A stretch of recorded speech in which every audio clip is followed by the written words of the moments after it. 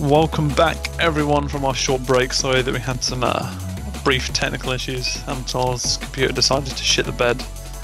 So yeah, we're back now, which is all right. And I'm gonna just pick up where we left off and talk a bit about some up and coming UK players who have really hit the spotlight recently and pushing forward. First of all, opening up with Rockcod, who's on TLR. He's a Protoss player. Is he? I can't remember how old he is. He's But first year of uni, so that makes 18 him maybe. 18, 19, 10 this year. 18, 19, something like that. Yeah, he's a Protoss player who's actually he did pretty well in both of the ESET UK Opens, didn't he? I think he got to the third round in both of them. He only played in one of them. He didn't play in the second one. Oh, really? Yep. Oh, okay. But even in the first one, I think he got to the third round, which is pretty cool. And Chris was saying, Chris, who's TLR's SC2 manager, was saying that he's played is like 956 games this season or something on Yeah, Heart of the he's Swarm. been working hard. Yeah. Working hard at Heart of the Swarm and it's paid off. He's Grandmaster. He's playing against some top players as well. So yeah, it's going well. Yeah, hopefully it'll be really cool to see him kind of really push up into the higher bracket of players. Like obviously he's in Grandmaster at the moment, but hopefully he kind of continues to stay there and we have another UK player on the scene, as it were, because it's kind of difficult just because the industry in the UK is not really that developed in terms of No. StarCraft. Because like I think Ben, you were saying it's kind of a lot more focused on console, isn't it? Yeah. Like Call of Duty is quite big over here. Yeah. And FIFA as well. So yeah, even if it just gets StarCraft a bit more on the spotlight here, which would be pretty cool. RMP, So like it's good to see another. Okay. no, go on. I was gonna say it's good to see another up and coming Protoss as well. Because Yeah, that's true. It's kind of like more Zergs. I think Bling's like the only kind of top Protoss. Yeah, so it's like Johnny Rico, Zictamini. It's good to see. Well, there are a lot of other Zergs, obviously, Mm. but it's good to see a Protoss coming up. Yeah. Oh, and Dreams obviously a top. Yeah. I mean, obviously he's not British, but he lives here, so that's pretty cool. Does anyone want to talk about RMP, also a TLR player? So We did obviously Okay. talk about a little bit about him earlier, but yeah. Yeah, he's only 17, I believe. Is he 18 yeah, he's, now? he's year 13. I think his birthday was last week. So yeah, he's 18 now. So yeah, he's also young. He's younger than Rockcod, and he doesn't play as much as Rockcod, but his natural ability is obviously quite high. Like I don't think he watches maybe a couple of streams. I don't think he pays that he doesn't pay that much attention to the pro scene. Obviously he pays a bit, but as compared to some others, I think it's not as much. So for where he's done it all off his own back. So that's what we like to. It'd be cool to see if like how his style transitions into Heart of the Swarm, because at the moment, well, it's not really official, but Zerg have been having quite a difficult time, haven't they? I mean, I know there's been a lot of discussion recently about Swarmhost, Corruptor, and Queen. Ah, fuck. But like other than that, it seems like most of Zerg's options are kind of mid, Same like as late last mid game, to like late game, yeah.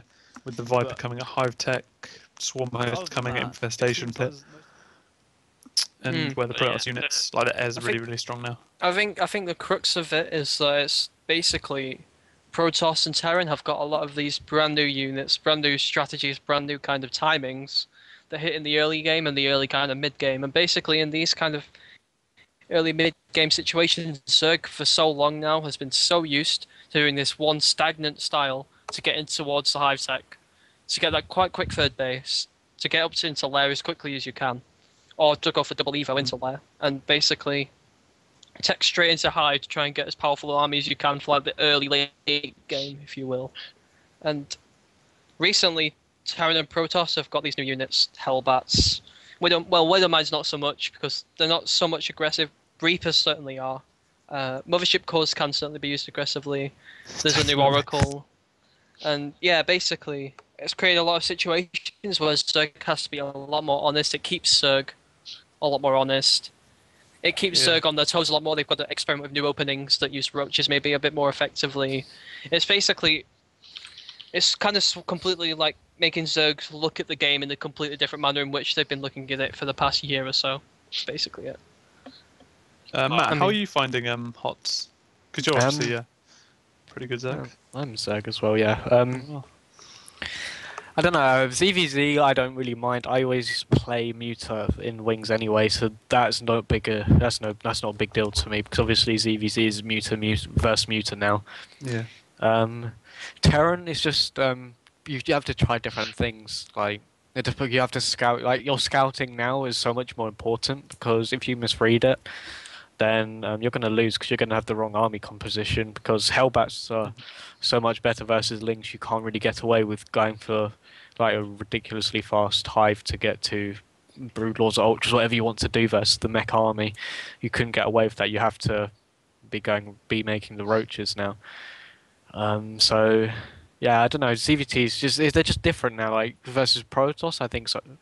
You just have to get there before they get either their air army up or they get Storm out. Like either way, Yeah. because if they go Storm first, then I think you're generally okay. If you're doing just a roach play, like general roach play, you see that you can just go and attack them. The damage you'll do should be enough to prevent them getting to the massive air army. But it just like you just have to scout properly now, and you just have to try and work out like because it's just different. It's like we can't do the same thing we've been Yeah. doing for almost a year now. So It's kind of weird. Like so many players, we're just so used to doing this thing, and now things are going to change. Like it. I want to talk about a little bit about this when we get to the like HOTS patch updates. But for Protoss, they seem to have become extremely like a lot more defensive because obviously they've got their Nexus, fucking overcharged planetary destroyer ability of the night, which just destroys everything at like 5,000 range, which is really annoying. And obviously they've got mass recall now, which like they can just push out with whatever and just recall. How many energy is it? 100? what's this for? For recall, The mass recall. I think so. Yeah, I think so. And that gets you Takes back you to about any of this. your Nexi within what? 2 seconds? 3 There's seconds? like- Yeah, couple there's of like a seconds. 2-second kind of like But at least you know what to snipe. Yeah. And I think obviously Well, because I of don't know. Protoss is really strong Stargate like late game thing, I think it just puts them in a really good position because they can push out, do a little bit of damage, and even if they don't hit the best force fields, they can just retreat and then start to take a fourth without actually losing much. So yeah, it'll be interesting to That's a see how purpose. that, like whether Zerg will start opening up with a lot more kind of speed builds, like to try and punish them at least. I suppose it's kind of difficult with Forge Fast Expand. Or maybe 9 display or some drop play. I don't know. I guess we'll have to see. I think the only thing Anyway, I do moving back onto where we were. really Sorry. like is the Void Rays. I think the Void Ray change Oh, is yeah. pretty. I don't think it should be there. I think it's too strong. I don't think it's necessary. Yeah.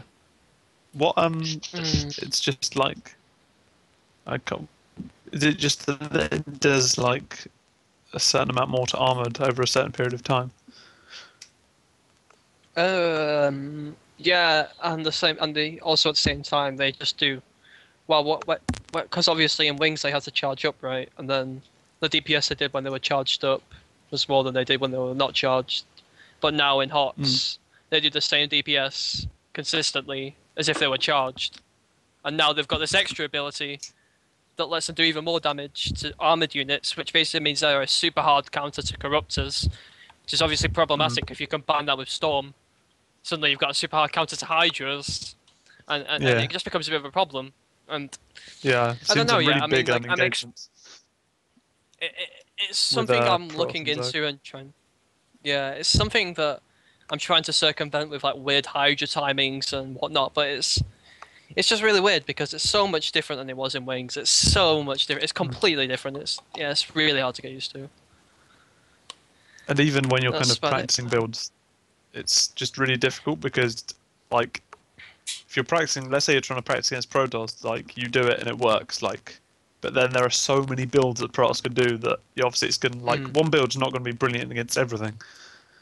But Yeah.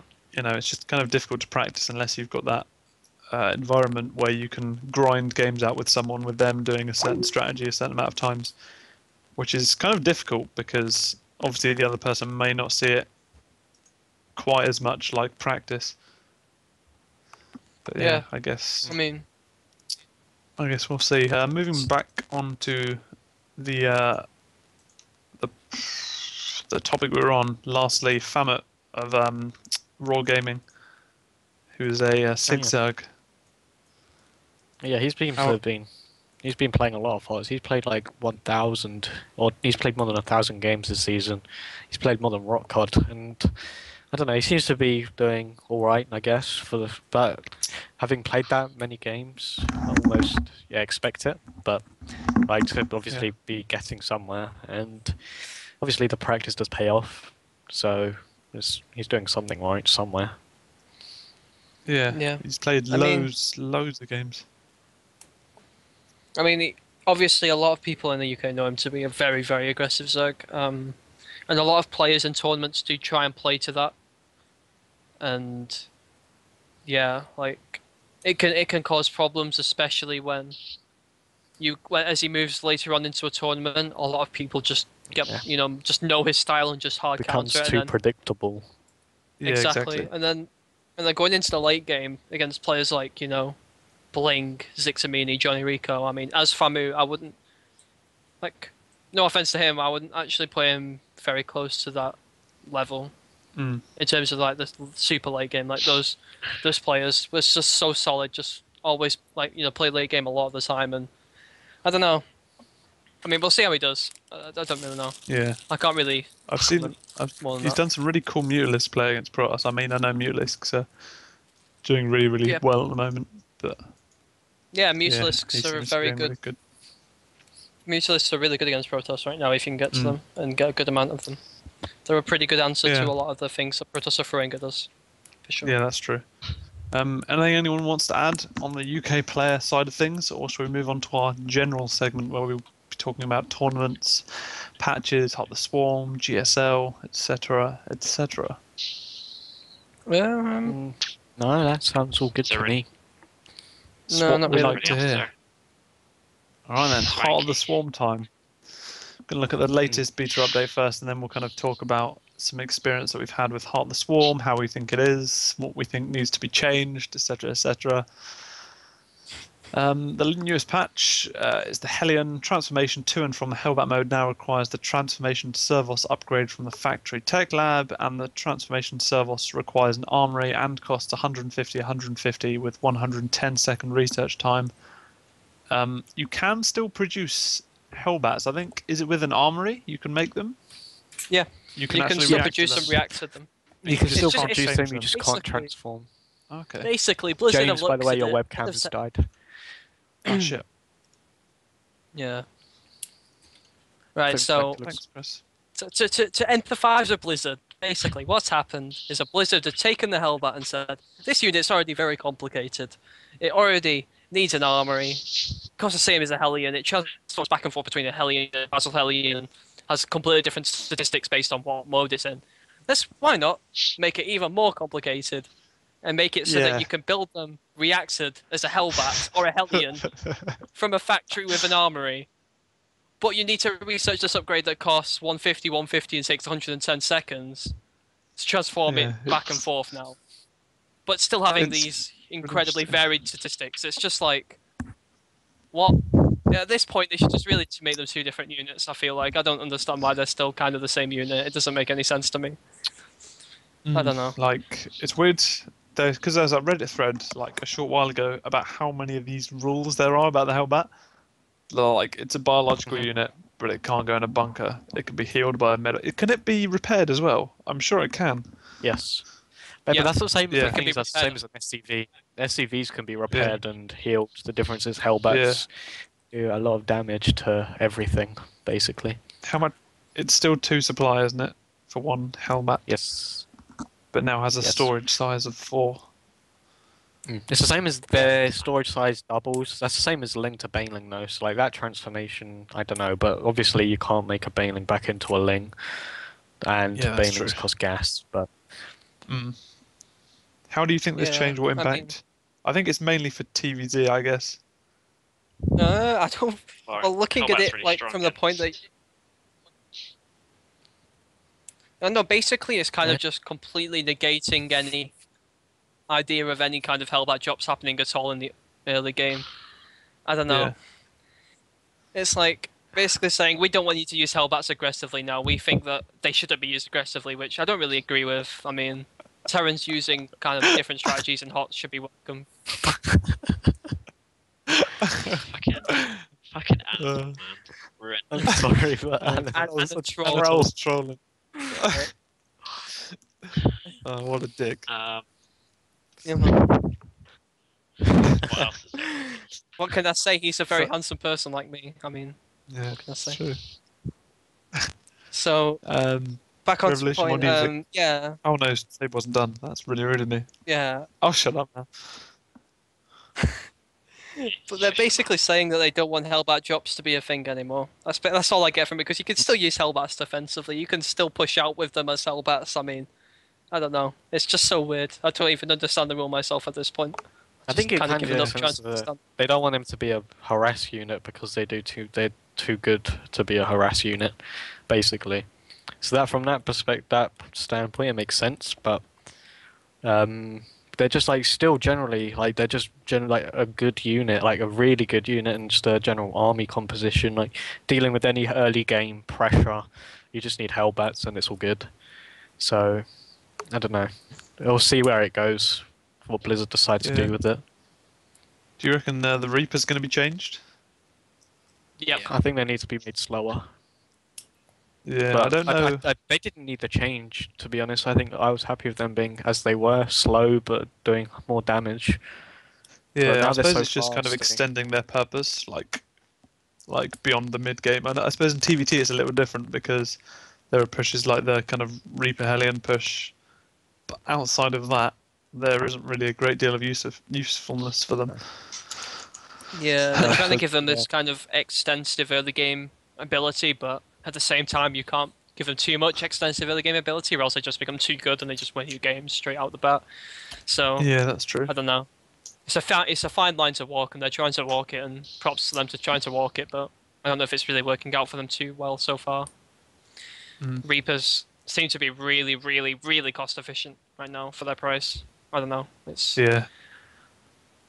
certainly one that likes Avidra and Dongray Gu have voiced their opinions out about quite openly. Didn't DRG said fuck Reapers or something? Yeah, definitely. What a lad. Yeah.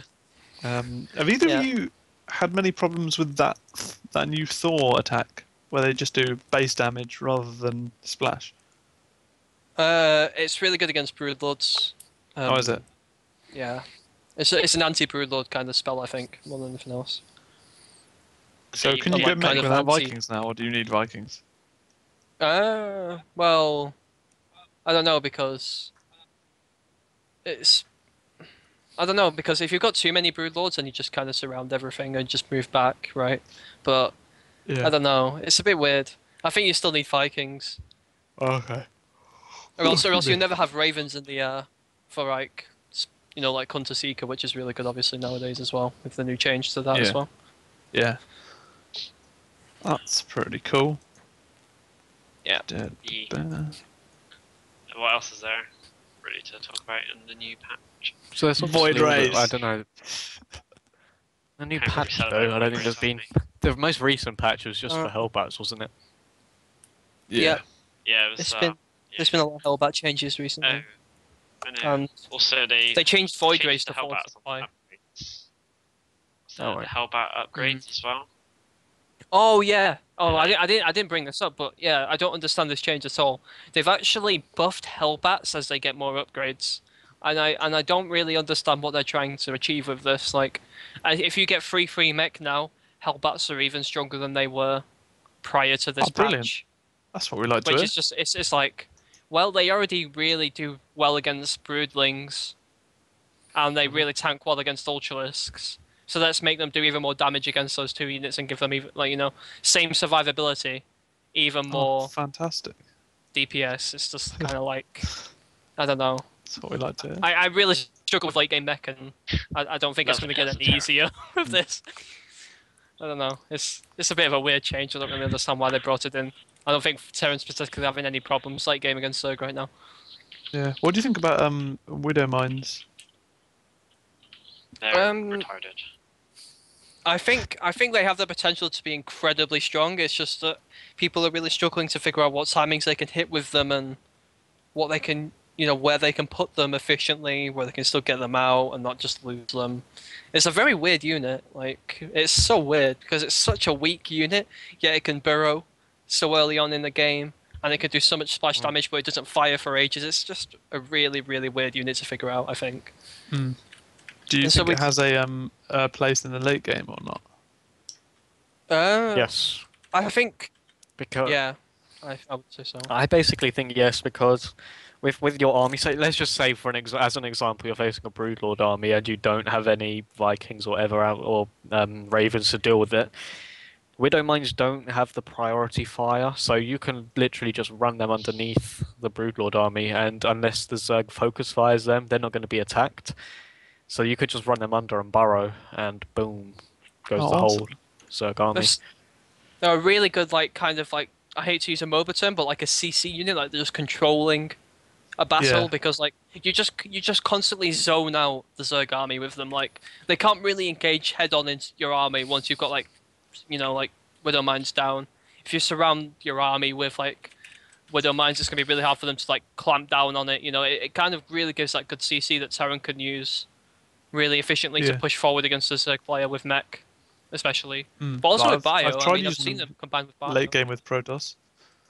I've tried using them, mixing them with my late game composition against Protoss, just with Ghost Viking. Ghost Viking is still as strong as it always has been, but Mhm. I don't know. I've just been trying to mix in Widow Mine, just experimenting with things, see how it works. Maybe you can target down some Yeah. some of the more beefy units.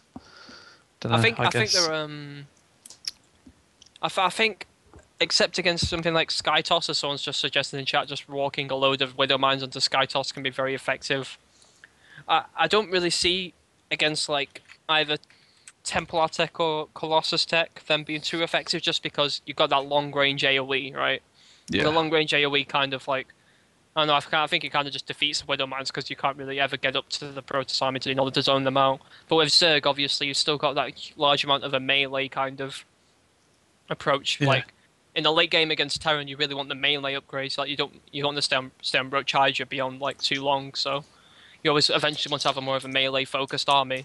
And against that, I think Widow Mines fare much better than against a ranged kind of AoE. Protoss has a large amount of its DBS. I don't know. It's a weird unit, to say Yeah. the least. What else is there? Ben, kick us off about the Void Ray. How much you love the Void Ray? Oh, I don't know. I played a ranked game not very long ago, and I went 2-base Void Ray, and basically I don't think you can stop them as a Zerg. So don't they're think you pretty can. strong. Even the game we spectated was Matt versus Drolla, and Drolla was on 1-1 upgrades, and Matt were on 3-3 corruptors, and you actually couldn't touch them. It was Yeah, it was a much long.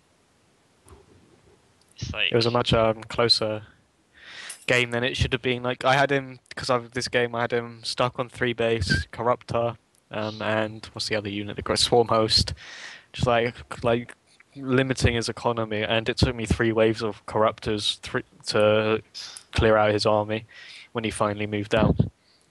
Crazy. It's The new Phoenix range is pretty good. Yeah, I don't know whether they'll buff. No, nerf. Do you reckon they'll just take out the overcharge, or whether they'll?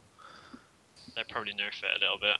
I think they need to. Yeah. There was no need to change it really. Just have it charge instead of be a spell or whatever it was is now.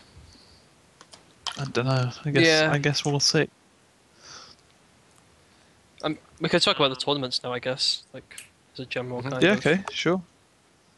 Do you want to open up with MOG? Yeah, sure. Yeah. the MLG has been running their Winter Showdown series, whereby 56 players have been invited to play for 28 spots. Obviously, you can do the maths. 56 divided by 2 is 28. So each player plays against another player in the best of 5. The winner goes to MLG Dallas. To join up with 4 other players, the top 4 finishers from MLG Dallas last year. I think, was it Dallas? I think so. think so, maybe, yeah. I don't know. Yeah, so you've got a 32 player. Yeah, just got it up on stream now.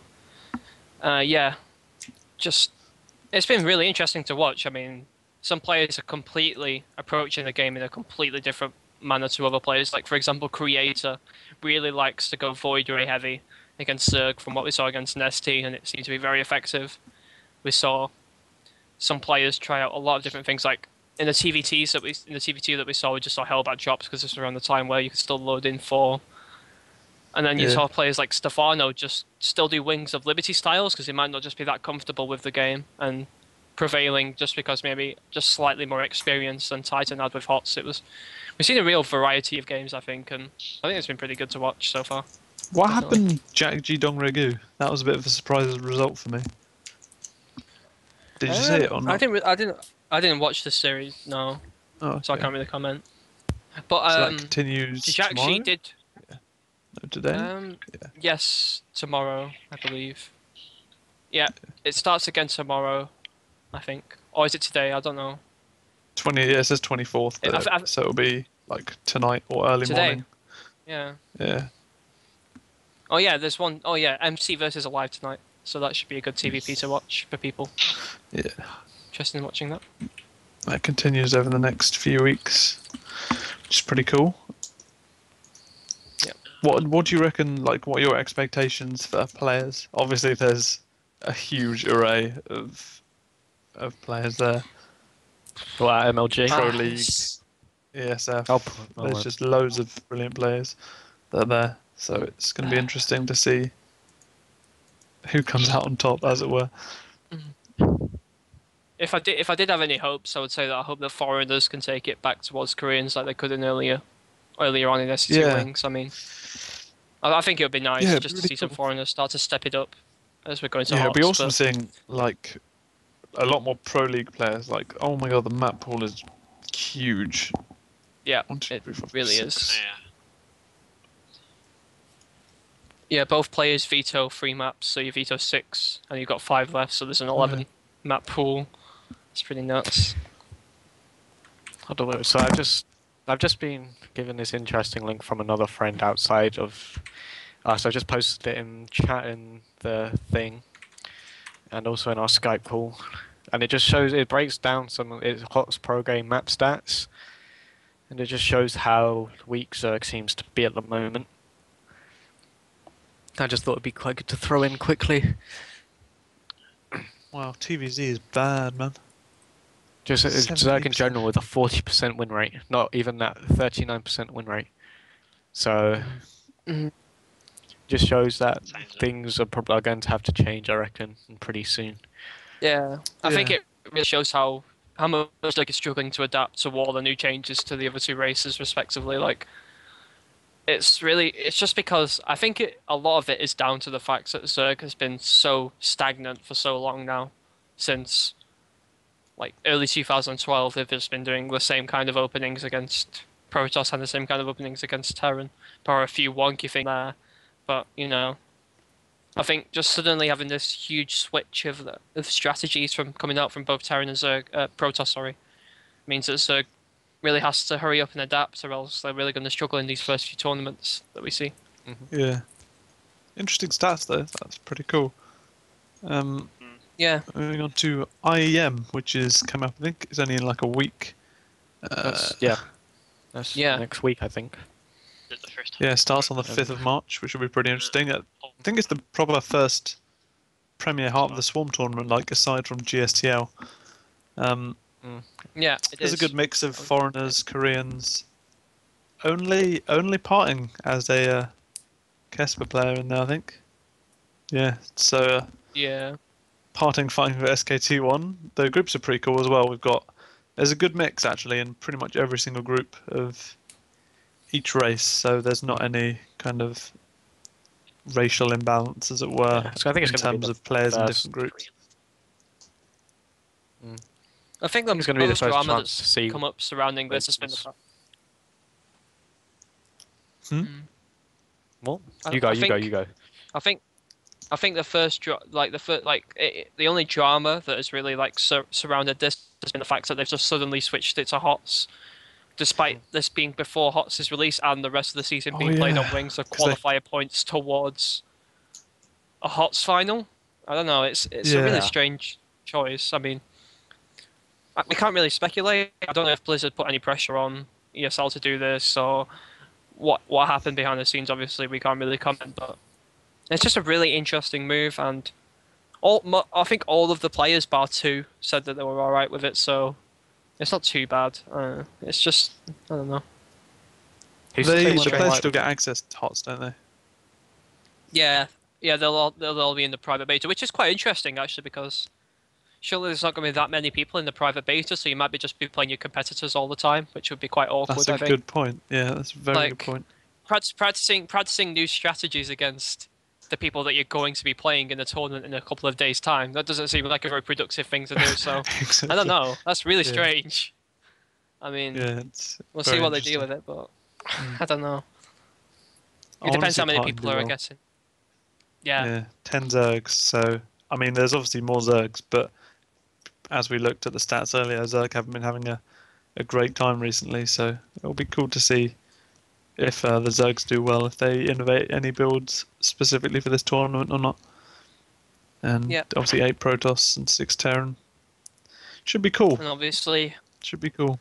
$100,000 on the line overall. It's a lot of money. Yeah, man. It's the World Finals, right? Lots of money. People want to win that cash, so people definitely aren't going to be holding back, even though it's not it's Yeah. not the MLG tournament or it's not the ESET tournament or it's not the IPL tournament. You know, it's Yeah, exactly. still a lot of chunk of change, and yeah, definitely Mm. going to see people with some new strats, definitely.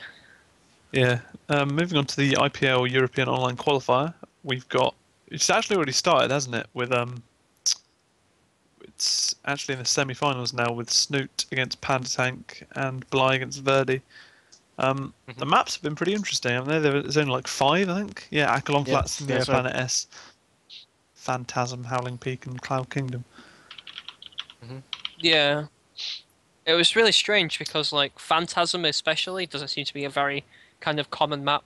Howling Peaks is a very questionable map. Let's just say.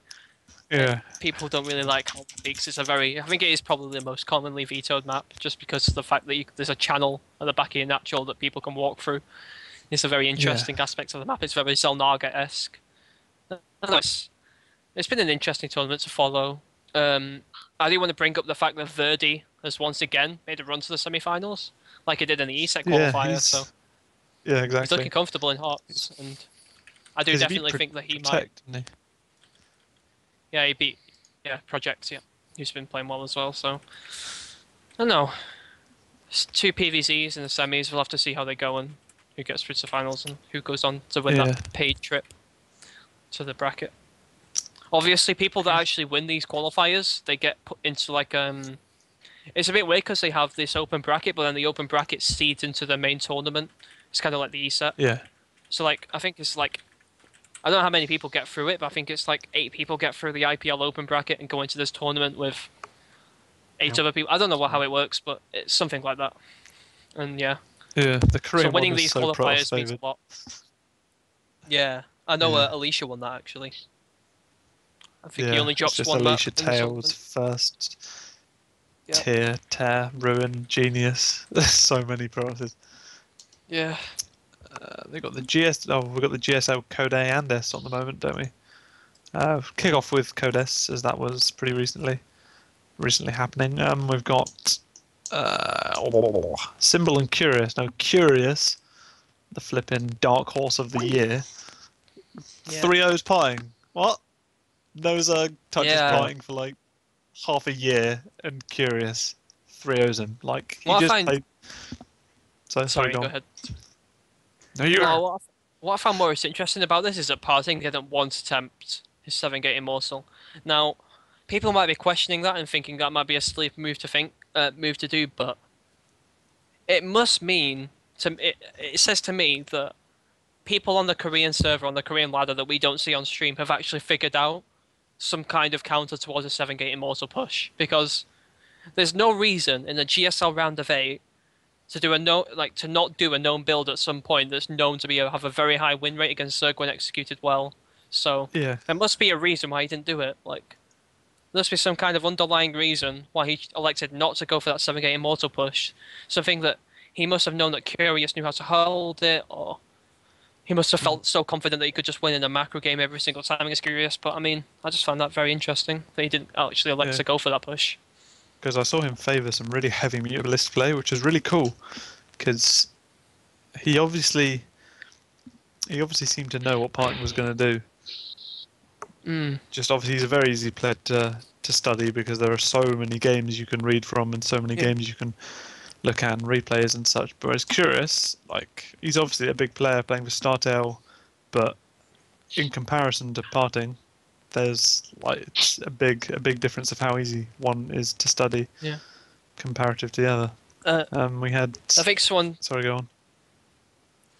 said on Reddit at some point that this is the first time that Curious has gone beyond the round of 32. Never mind like the round of 16 or the round of 8. So Wow. it's really That'd be saving so his best awesome till if you won last. that. Yeah. saving his best till last, definitely. Predictions for Symbol Curious? I think Symbol will take it. I think He's Curious. got really good ZVZ.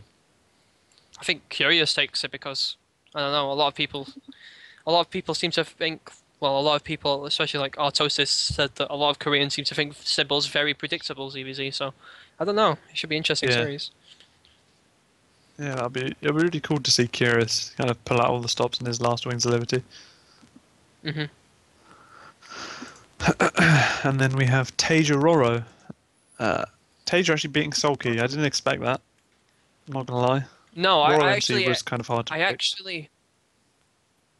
actually think that Taja beating Sulky was a bigger surprise than Curious beating Parting, because at the same time with Curious and Parting, they used to be on the same team for a long time, and Curious might have just had like some kind of mind game on Parting that no one knew about. But with Sulky and Taja, we've seen Sulky absolutely dismantle Terrans left and right in the Pro League, and we've seen Taja drop out of Pro League for a number of weeks due to sore wrist or wrist problems or whatever. And Isn't much it carpal masturbation. Taja came back into Pro League and really struggled upon his return. So I don't know. I was really surprised that he managed to take out Sulky, but good for Taja. It's his second round of 4, I believe. So maybe this time he can make it count. Yeah, like Roro has been on amazing form recently. So personally, I don't think Taja will be able to take out Roro, but you know, things can happen. Things can happen.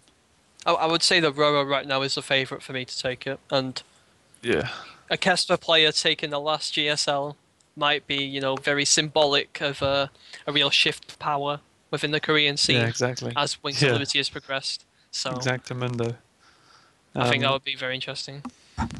Last but not least, for general news, we're just going to move on to GSTL. Hey Scott, I'm in the middle of a show at the moment, so go away.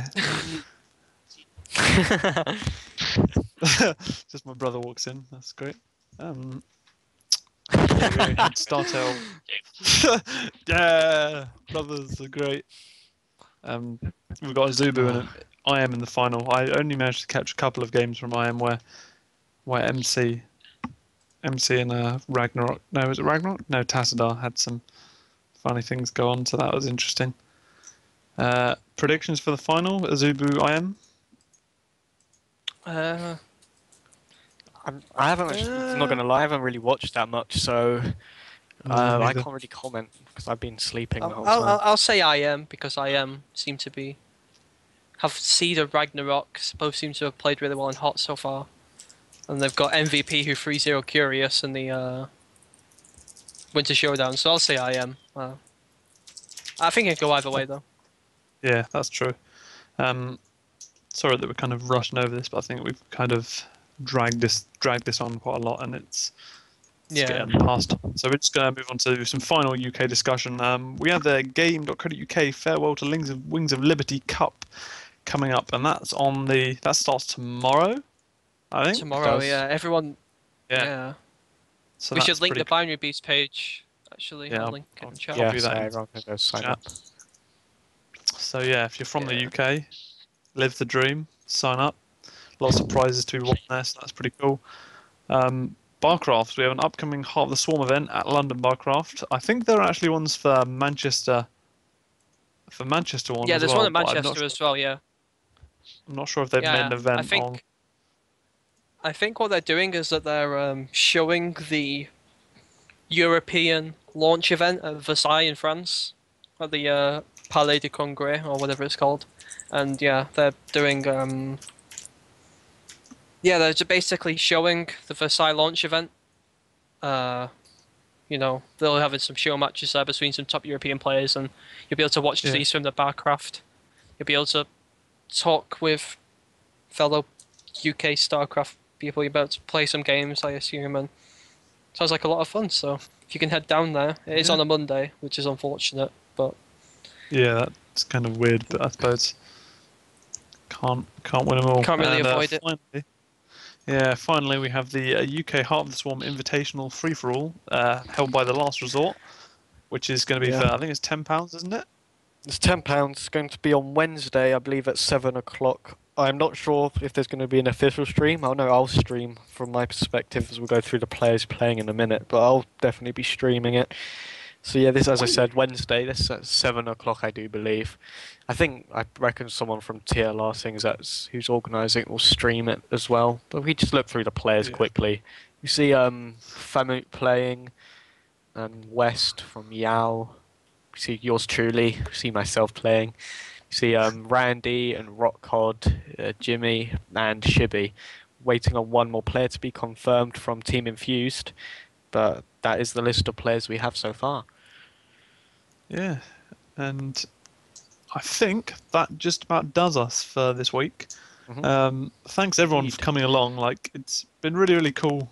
Just testing this out. Like this is our first week, and hopefully as the Yeah, weeks it's a progress, pilot we'll episode, really. get a lot better and yeah, we'll get a lot more organised, and we'll be able to structure things and have a lot more structured discussion, which will be cool. Matt, do you Hopefully want get to some guests on as well.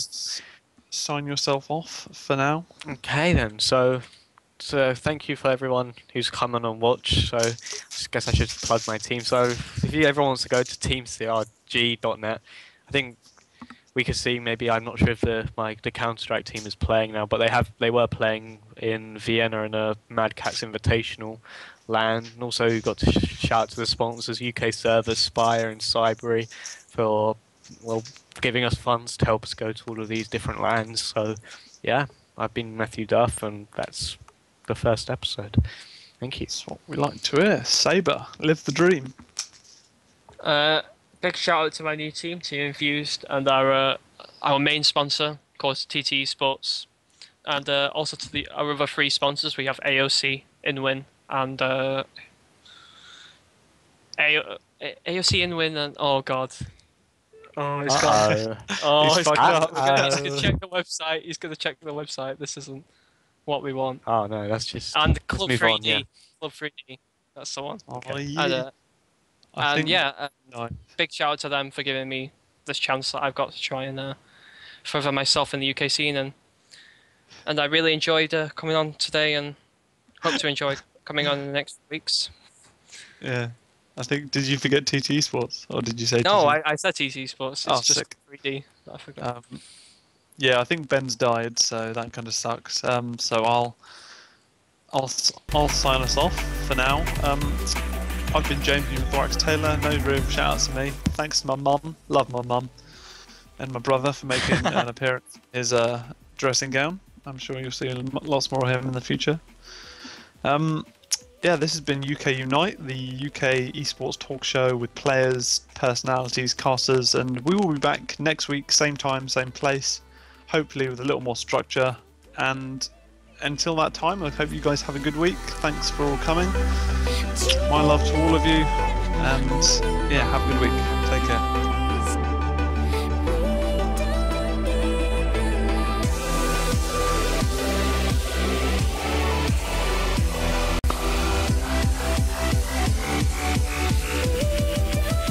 You are listening to Liquidity